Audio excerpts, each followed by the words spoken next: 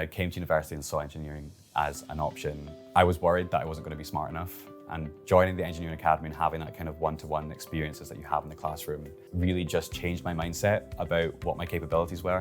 Going straight from high school into university isn't the be-all and end-all, and there's a multitude of different routes you can take. I had grades roughly at that level, so I thought, 5Bs at higher, that's much more achievable than getting 4 A's and a B or 3 A's and 2 B's at higher for the aeromechanical. I was quite anxious about joining university, but going there from engineering academy, I felt much more comfortable, and it was a much easier transition for me than going straight in. So as well as the electrical HNC that I signed up for, I also had additional mechanical and electronics labs. These helped me to understand different engineering roles, as well as helping me to understand the workload that would be required for moving into university.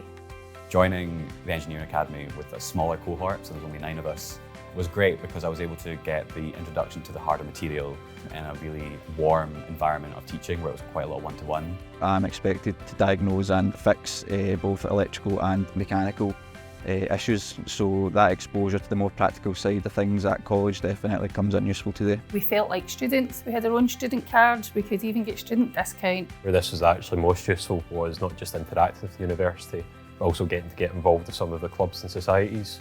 It meant that we could meet people at the university and we had friends when we went in. Joining Strathclyde was really easy. Any questions that I had or any concerns, the Engineering Academy were there to support. There was actually an opportunity that came to go and work in Belgium for a company called Demi offshore. I applied and I was lucky enough to be offered to go there, so I moved out to Belgium in Antwerp. And I got the opportunity to go out to different factories, different sites, and learn more about the processes of what it is to be like in industry and how the engineering skills that we learn in an academic setting can be applied to workplaces. I found an application for an internship at the Offshore Renewable Energy Catapult.